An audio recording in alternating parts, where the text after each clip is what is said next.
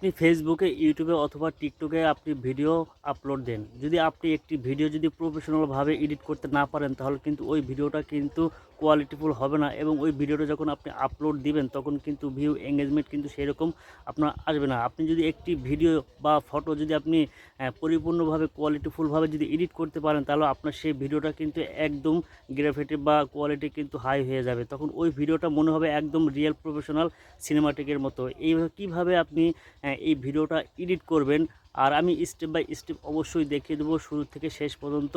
একটি video normal phone দিয়ে যদি আপনি ভিডিও করেন, তাহলে কিন্তু ওই ফোনের ভিডিওটা কিন্তু একদম হাই কোয়ালিটি হয়ে যাবে। তাহলে দেরি না করে চলে যাই আমাদের মূল টপিকে। So let's go with check it out. আপনি সর্বপ্রথমে প্লে স্টোরে আসবেন। প্লে স্টোরে এসে আপনি ফ্রি ক্যাপকাট যে অ্যাপসটি আছে এই অ্যাপসটি ডাউনলোড করবেন। আমি অলরেডি ডাউনলোড করে নিয়েছি। আপনি ডাউনলোড করবেন, করার পর ইনস্টল হওয়ার পর এখানে দেখবেন যে এরকম একটা ইন্টারপেজ চলে আসবে যে নিউ ভিডিও। এই নিউ ভিডিওতে আপনি ক্লিক করবেন। যে ভিডিওটা আপনি এডিট করবেন সেই ভিডিওটা আপনি সিলেক্ট করে নেবেন।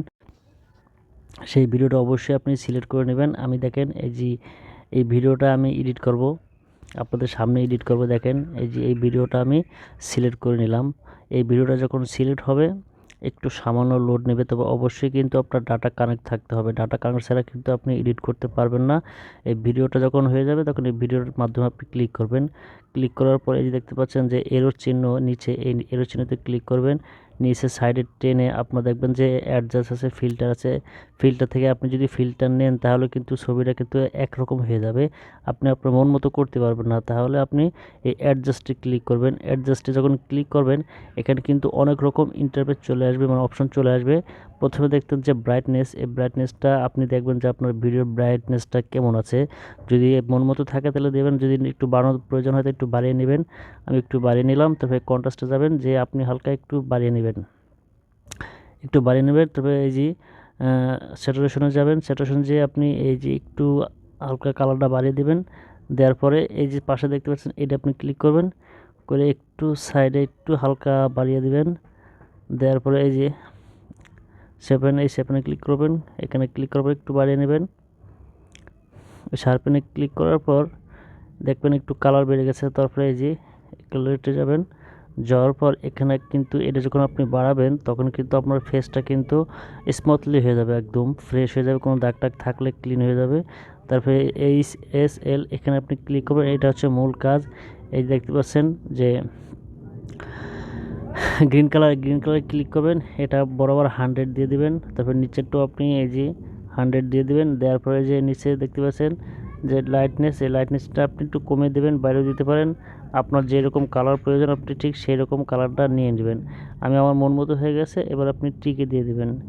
দেওয়ার পর এখানে দেখতে পাবেন যে আবার এই অ্যাডজাস্টে যাবেন।